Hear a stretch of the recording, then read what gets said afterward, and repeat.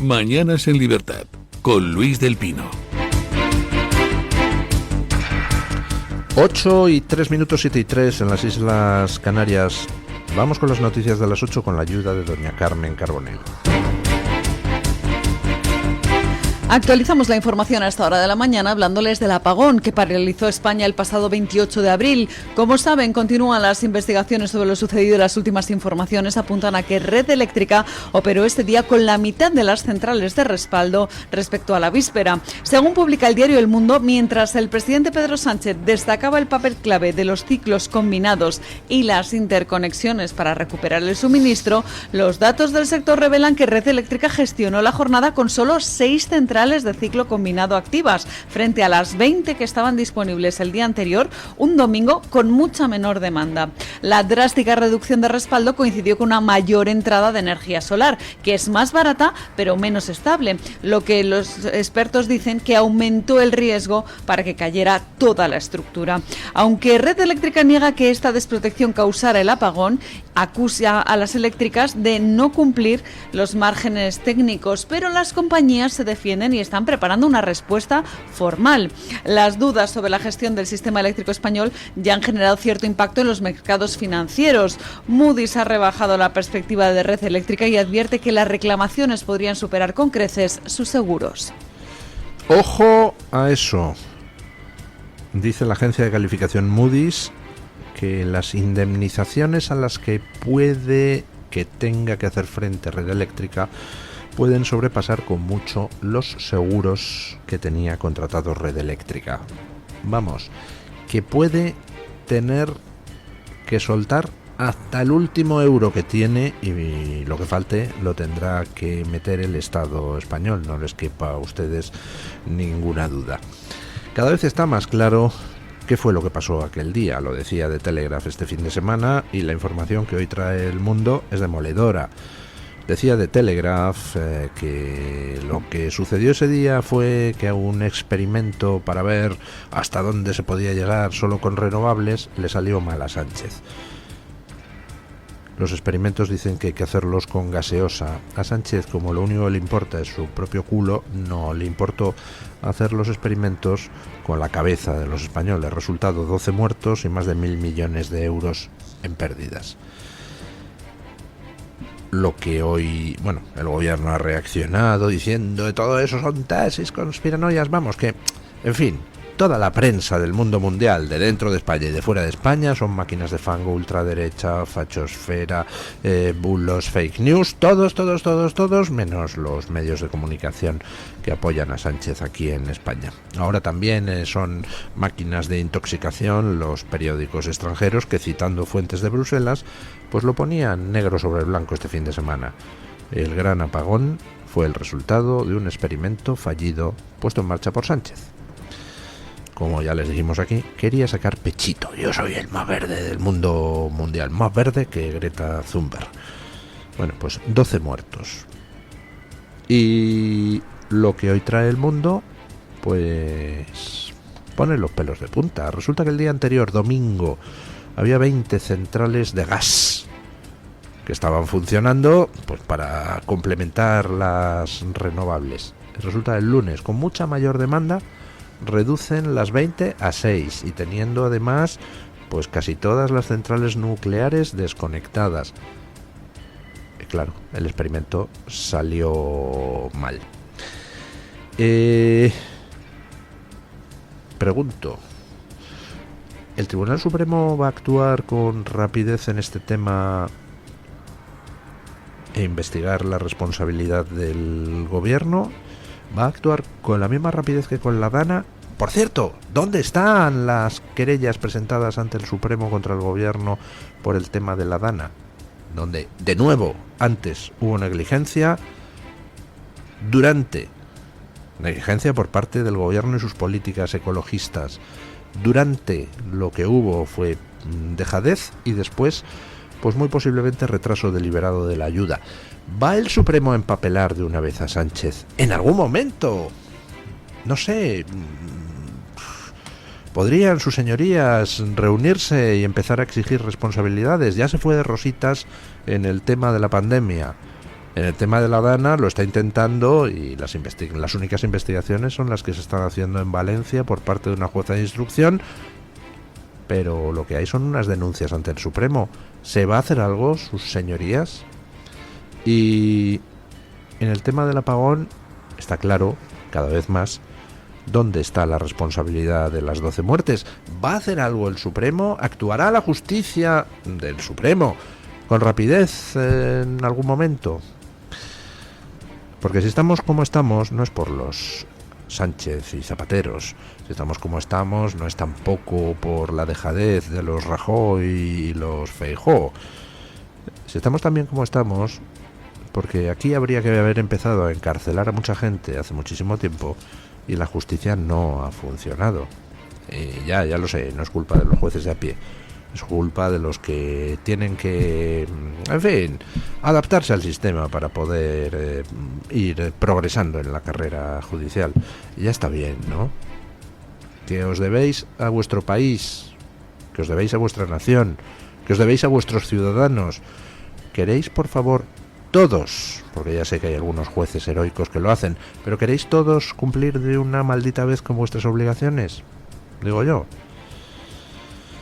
Bueno, la cosa se está poniendo tan mal para el Partido Socialista que han tenido que desempolvar el tema de las residencias de ancianos en Madrid durante la pandemia de COVID.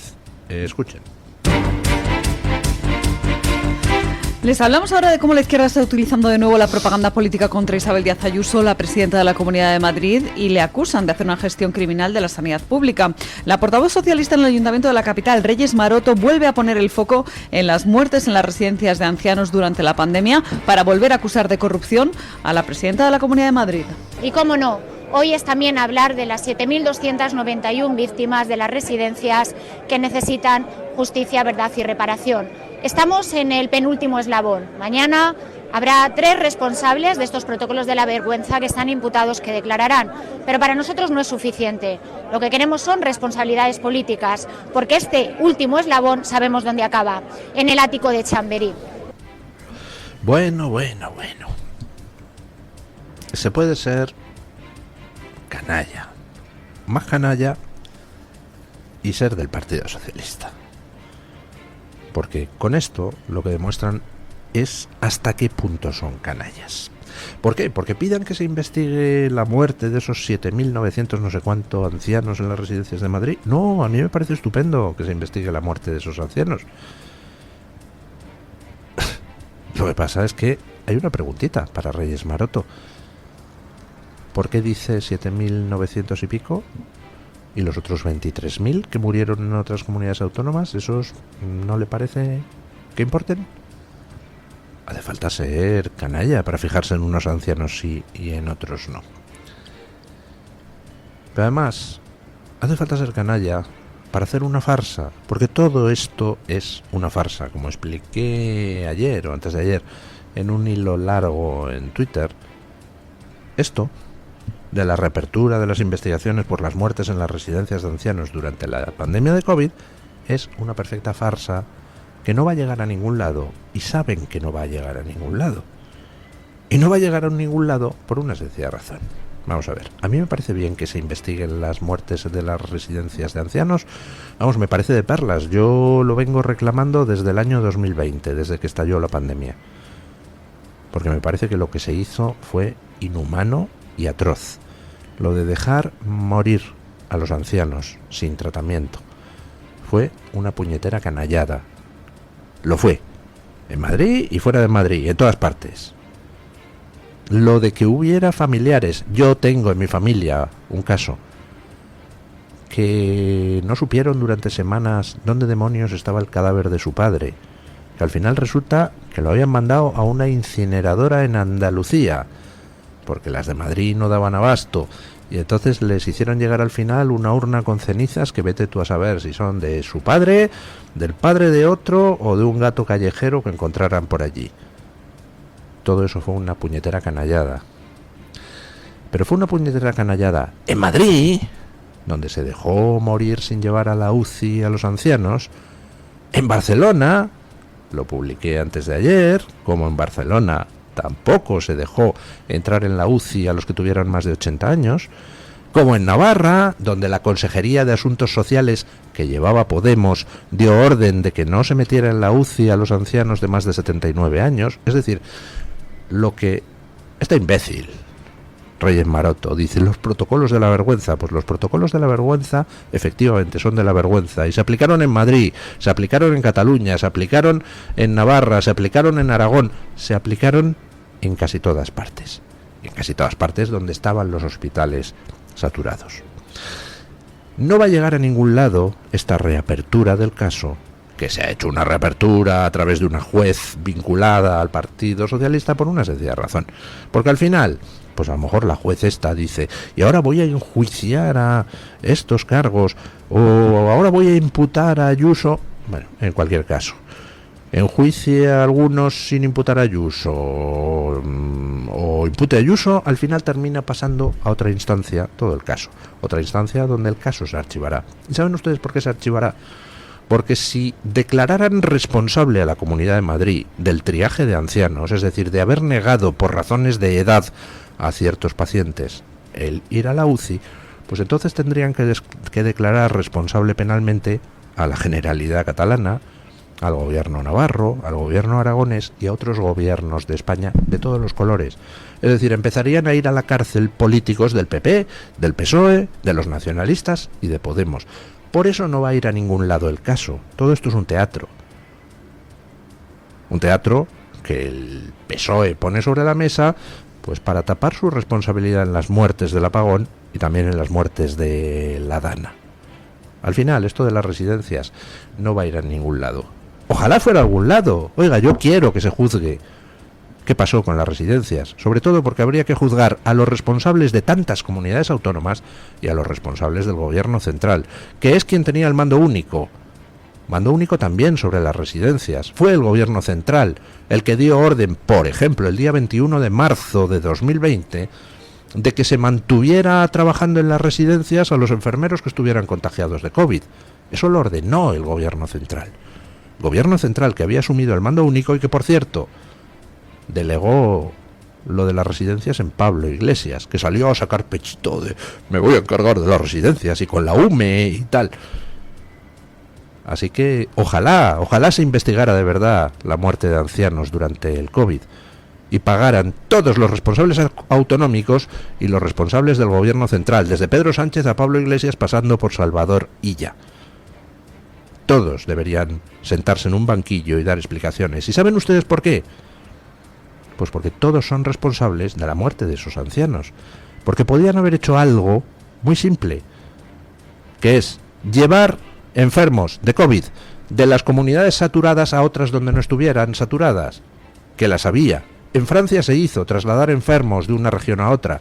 Aquí no, porque aquí tenemos nuestro Estado autonómico y cada comunidad hacía lo que le daba la gana, a pesar de que un mando único se supone que coordinaba y en realidad no coordinaba nada.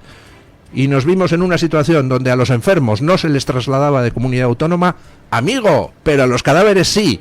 Y a los cadáveres, como las incineradoras no daban abasto, sí los trasladaban, por ejemplo, de Madrid a Andalucía, para incinerarlos a 500 kilómetros de sus familiares. Y para que al final los familiares no sepan de quién son las cenizas que tienen en su casa. O sea, para trasladar cadáveres sí vale el Estado autonómico. Pero para trasladar enfermos, para salvarles la vida, no. Es asqueroso lo que pasó durante la pandemia. Asqueroso por parte de todos, gobierno central y gobiernos autonómicos. Y deberían juzgarlos a todos. Y por eso mismo no les van a juzgar a ninguno y no va a haber ninguna condena. Porque todos se van a tapar unos a otros, como llevan haciendo desde 2020. Y de todos, los más asquerosos son los del PSOE, que ahora reabren esto a sabiendas de que es una farsa. Sois repugnantes. En fin, bueno, Trump ayer acusó a Putin de haberse vuelto completamente loco. Escuchen. Donald Trump ha mostrado por primera vez un tono abiertamente crítico contra Vladimir Putin tras los últimos bombardeos rusos sobre ciudades ucranianas. Desde un aeropuerto de Nueva Jersey, el presidente estadounidense declaró estar sorprendido y visiblemente molesto por las acciones del líder del Kremlin. No estoy contento con lo que está haciendo Putin, está matando a mucha gente, no sé qué demonios le pasa, le conozco desde hace mucho tiempo, ahora está lanzando misiles contra ciudades y no me gusta nada de lo que está haciendo. Posteriormente, Donald Trump escribió en una publicación en Truth Social, su red social, que Putin se ha vuelto completamente loco. No, Putin no está loco, evidentemente es una forma de hablar de Trump que siempre recurre a las hipérboles y a los mensajes simples y de carácter más emotivo que racional. Es su manera de actuar y a mí no me parece mal, pero Putin no está loco, por supuesto que no está loco. ¿Qué es lo que está pasando? Pues hombre, que Putin, la prolongación de la guerra le vale. Lleva jugando a la guerra de desgaste desde hace ya muchísimo tiempo y lo vengo diciendo en estos micrófonos. Quienes van manteniendo la chorrada de que no, los rusos, si van en burros y ya no tienen camiones, si están en las últimas, estaban diciendo chorradas. Quien tiene las de perder en una guerra de desgaste es Ucrania, porque es mucho más pequeña y no es una dictadura. Rusia sí, Putin puede permitirse el lujo de mandar a la picadora de carne gente por un tubo, y si se le acaban los convictos que saca de la cárcel y se le acaban los voluntarios, pues manda norcoreanos. ¿Y qué? Si resulta que Occidente no le ha aplicado un bloqueo comercial en condiciones. Si decían, uy, la economía rusa va a colapsar en un mes. Ya, pues llevamos 3 años y Putin partido de la risa. Y al final la guerra de desgaste la gana Putin. Y los misiles que tira sobre Ucrania resulta que se los paga Occidente, entre otros la Unión Europea, comprando hidrocarburos a Putin. El otro día el Parlamento Europeo aprobaba: vamos a poner 100% de aranceles a los fertilizantes rusos y bielorrusos. Dices, anda la leche. O sea que los aranceles sí están bien, ¿no? En determinadas condiciones, dependiendo de a quién se los pongas y por qué. Y pueden ser un arma de presión política, ¿verdad? Pero por otro lado, ¿qué hacemos comprando fertilizantes a los rusos y bielorrusos después de 3 años de guerra? Oiga, no hemos encontrado ningún otro suministrador de fertilizantes en el mundo. Vaya. Es todo asqueroso e hipócrita. Y al final, pues en el desgaste continuo de la guerra, lo que está pasando es que Putin, con un coste enorme, pero lo está haciendo, está avanzando metro a metro. Por tanto, Putin dice, ¿cómo? ¿Sentarme a negociar? Pues hombre, depende de las condiciones. Me puede interesar o no, porque a lo mejor me interesa jugar al desgaste. Y ahora, ¿la situación cuál es? Pues la situación es que Estados Unidos va a seguir suministrando armas a Ucrania. La Unión Europea se supone que va a seguir suministrando armas a Ucrania. La Unión Europea se supone que en algún momento del futuro dejará de comprarle hidrocarburos a Putin para que Putin no compre misiles con los que matar civiles ucranianos. Y no sé, pues a lo mejor de aquí a dentro de 2 años y medio hay un bloqueo comercial realmente serio a Putin. Pero mientras tanto Putin va avanzando, así que tiene bastante menos interés en sentarse a una mesa de paz que lo que tiene Ucrania. Así que no se ha vuelto loco. Es malvado, pero loco no. ¿Qué es lo que está diciendo Trump con eso de se ha vuelto loco? Pues lo que está diciendo es, pues chicos, no sé, pero me voy a desenganchar de este acuerdo de paz. Y bueno, pues yo creo que debería hacerlo, debería desengancharse. Porque ni Putin ni tampoco Zelensky agradecen en modo alguno los intentos de mediación de Trump. Bueno, pues entonces no sé, que se encargue von der Leyen de negociar con Putin. Eso, o le declaramos la guerra a Putin, que no va a pasar. Bueno, en fin, y noticias curiosas que llegan de Estados Unidos. Saben ustedes que ha salido un libro de unos periodistas progres que se llama Pecado Original, y donde se cuenta toda la trama de cómo se ocultó a la opinión pública americana, añadiría yo, con la ayuda de los medios progres, que Biden estaba gaga. Bueno, el libro es espeluznante porque revela, entre otras cosas, quién estuvo dirigiendo Estados Unidos mientras Biden ocupaba la Casa Blanca. Escuchen.